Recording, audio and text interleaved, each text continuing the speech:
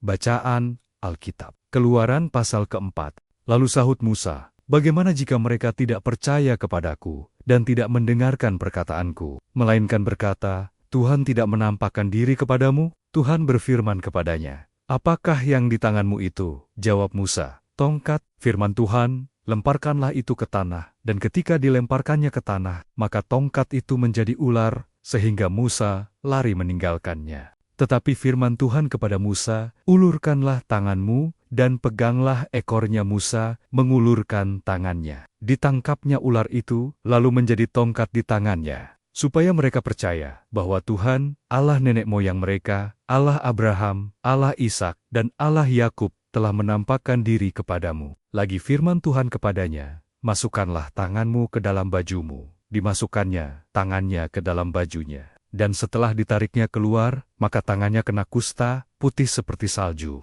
Sesudah itu, firman-Nya, "Masukkanlah tanganmu kembali ke dalam bajumu." Musa memasukkan tangannya kembali ke dalam bajunya, dan setelah ditariknya keluar, maka tangan itu pulih kembali seperti seluruh badannya. Jika mereka tidak percaya kepadamu dan tidak mengindahkan tanda mujizat yang pertama, maka mereka akan percaya kepada tanda mujizat yang kedua. Dan jika mereka tidak juga percaya kepada kedua tanda mujizat ini, dan tidak mendengarkan perkataanmu, maka engkau harus mengambil air dari sungai Nil, dan harus kau curahkan di tanah yang kering. Lalu air yang kau ambil itu akan menjadi darah di tanah yang kering itu. Lalu kata Musa kepada Tuhan, "Ah Tuhan, aku ini tidak pandai bicara, dahulu pun tidak, dan sejak engkau berfirman kepada hamba-Mu pun tidak, sebab aku berat mulut dan berat lidah."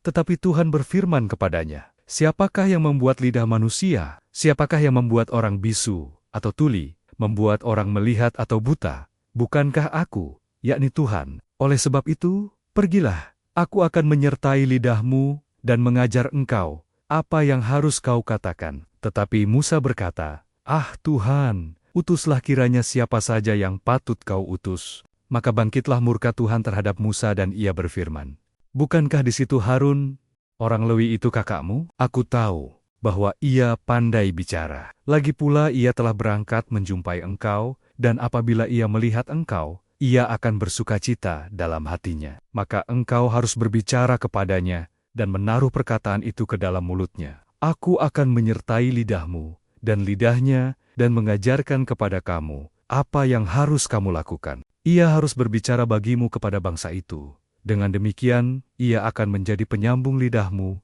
dan engkau akan menjadi seperti Allah baginya. Dan bawalah tongkat ini di tanganmu, yang harus kau pakai untuk membuat tanda-tanda mujizat." Lalu Musa kembali kepada mertuanya Yitro, serta berkata kepadanya, "Izinkanlah kiranya aku kembali kepada saudara-saudaraku yang ada di Mesir, untuk melihat apakah mereka masih hidup." Yitro berkata kepada Musa, "Pergilah dengan selamat. Adapun Tuhan sudah berfirman kepada Musa di Midian, 'Kembalilah ke Mesir, sebab semua orang yang ingin mencabut nyawamu telah mati.'" Kemudian Musa mengajak istri dan anak-anaknya lelaki, lalu menaikkan mereka ke atas keledai, dan ia kembali ke tanah Mesir. Dan tongkat Allah itu dipegangnya di tangannya. Firman Tuhan kepada Musa, "Pada waktu engkau hendak kembali ini ke Mesir, ingatlah, supaya segala mujizat yang telah kuserahkan ke dalam tanganmu, kau perbuat di depan Firaun. Tetapi aku akan mengeraskan hatinya, sehingga ia tidak membiarkan bangsa itu pergi.